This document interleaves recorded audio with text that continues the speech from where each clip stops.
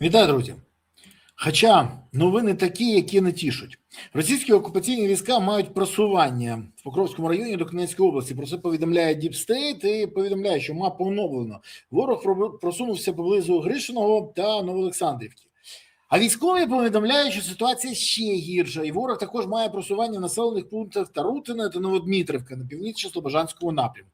А ще окупанти мають просування біля населених пунктів Гірке, Верхня Терса, Свято-Петрівка на Гуляйполівському напрямку. Є й інші напрямки, на яких окупанти мають просування. І тут в мене тільки одне запитання. Вибачте, що я цікавлюсь, а Верховний головнокомандувач Володимир Зеленський щось з цього приводу заявив? Чи нема часу, або це не цікаво, такі дрібниці нашого шоумена не турбують? Може він дуже зайнятий поїздками за кордоном, останнім часом він взагалі з них не вилазить. У мене відчуття, що цей дипломатичний туризм – це намагання сховатися від вирішення проблем, які існують в Україні. А проблем стає все більше, і вирішення їх поки що немає. Більше того, на Донбасі ситуація просто жахлива. І замість того, щоб рятувати цю ситуацію, стабілізувати фронт, вирішувати питання мобілізації, питання СЗЧ, питання забезпечення військових. Про забезпечення ви чули останню новину, це взагалі жахлива історія. Я трохи пізніше розкажу, коли бійці були просто голодували. Це правда, і ми бачили ці фотки. Так от, замість цього Зеленський бенкетує десь за кордоном. Я розумію, що для нього може десь в його уяві захист Саудівської Аравії або присутність на якомусь там тусе на Кіпрі – це важливіше, але ні. Доля України вирішується в Україні і не імітацією бурхливої діяльності, а саме діями. Якщо ми хочемо побачити кінець війни, ми повинні побачити, як Зеленський займається стабілізацією фронту. Це взаємопов'язано. Більше того, навіть військові на фронті зараз кажуть про те, що ми можемо перемогти, якщо вирішимо головну проблему. Проблему людей і проблему забезпечення. До речі, це те, що не вирішує ані Зеленський, а не його золотий мальчик, хлопчик Федоров. Міша Федоров, який очолює зараз Міністерство оборони, займається чим завгодно, окрім мобілізації, до речі, що доручив йому Зеленський, і окрім питання нормального забезпечення. Бо звітувати – це одне, а по факту ми бачимо геть інше. І коли я чую подібні речі, в мене тільки одне запитання. А чи все добре у цих людей з розумінням, куди ми рухаємось?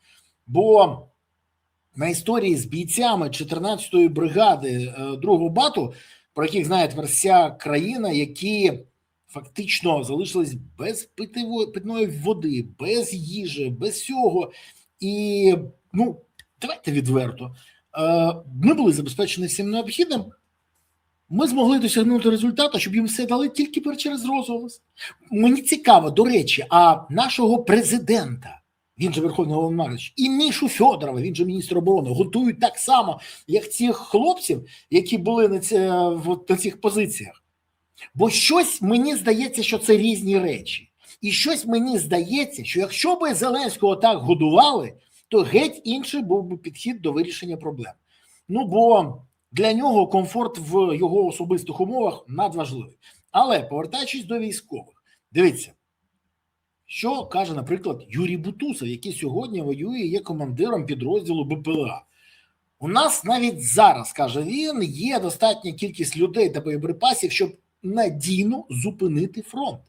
І він каже, і я впевнений, якщо навіть 30 тисяч росіян знищувати, 35 на місяць, вони наступати не зможуть. До речі, він фактично підтверджує те, що кажуть фахові військові і що каже Генштаб.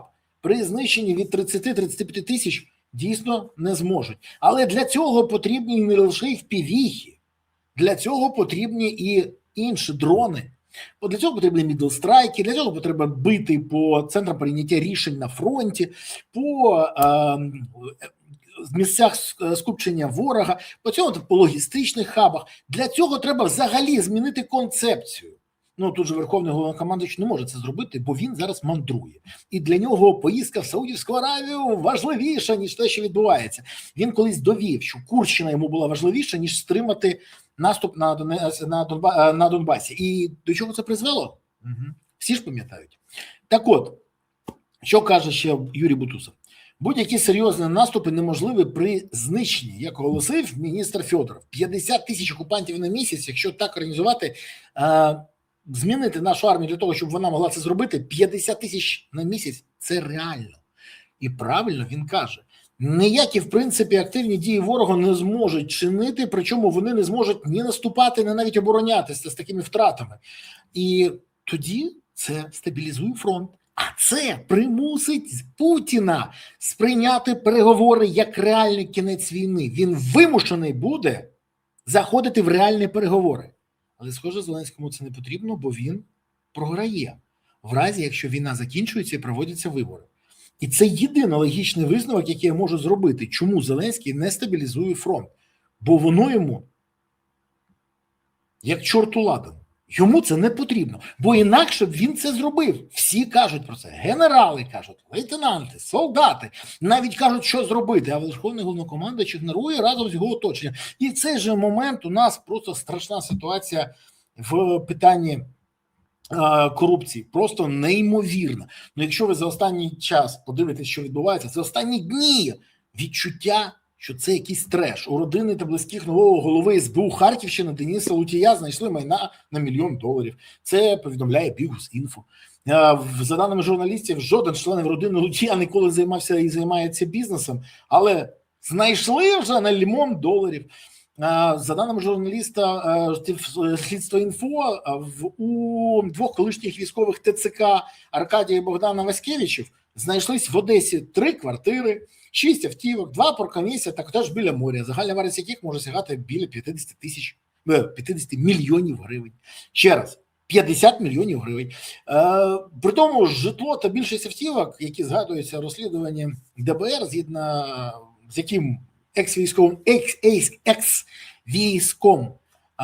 воєнком Овідіопольського РТЦК Аркадій Васькевич міг заробляти на ухилянті від мобілізації. Але це ще не все.